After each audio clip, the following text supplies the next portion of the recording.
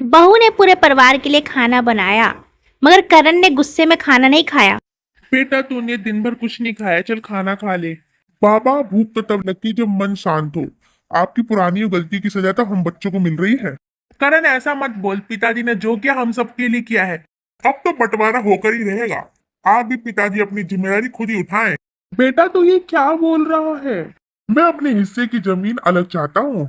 गांव के चौपाल पर पंचायत सदस्य बैठे थे। वहीं पर श्यामलाल और उसके दोनों बेटे खड़े थे। क्या तुम दोनों तैयार हो बंटवारे के लिए? मैं नहीं चाहता कि बंटवारा हो, मगर करण का यही निर्णय है तो कोई बात नहीं। मैं बंटवारा चाहता हूँ, जमीन भी आधी, घर भी आधा। पंचायत ने दोनों भाइयों को बंटवारा कर दिया।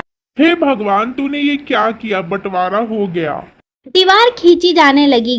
घर के आंगन को दो हिस्सों में बांट दिया गया। श्यामलाल अपने बड़े बेटे बहू के साथ रहने लगा। अब समय पूरा हो गया है श्यामलाल। पैसा दो, नहीं तो खेत की नीलामी हो जाएगी तुम्हारी। बाबा की आंखों में नींद नहीं बची है। अगर खेत नीलाम हो जाएगा। मैं क्या सोने की खान लेकर आया हूँ? सेठ जी, अभी तक सिर्फ 5,000 रुपए का इंतजाम हुआ, मगर पूरा कर तो 30,000 का। अब तो खेत की बोली लगेगी। ये लीजिए पैसे, मैंने अपनी पत्नी के कंगन और सब कुछ बेच दिया है। ये तो सिर्फ 20,000 है, बाकी के 10,000 कौन देगा? समय और दीजिए, बाकी भी लाकर दे दूंगा। नहीं, पूरा पैसा एक साथ, नहीं तो खेत नहीं बचेगा।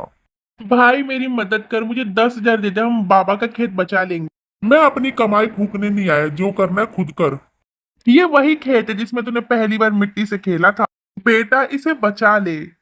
बचपन में तो पेड़ से भी गिरा था, तो मैं उस पेड़ को भी खरीद लाऊं। अगर तुझे इंसान कहे तो जानवर भी शर्मिंदा हो जाए। तू बेटा नहीं, बाप की पीठ पर बोझ है। एक शब्द और बोला तो भूल जाऊंगा कि तू मेरा भाई है। एक बाप की मिट्टी को यूं सरेआम बाजार में नीलाम करेगा।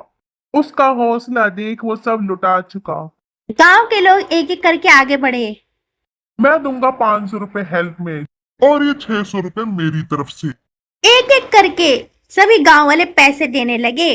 पैसा इकट्ठा हो जाता है। ये लो आपके 10,000। अब तो हमारा खेत बच गया। बेटा तूने तो पिता का बोझ हल्का कर दिया। नहीं बाबा, बेटा वही होता जो पिता के माथे की लकीर ना मिटने दे।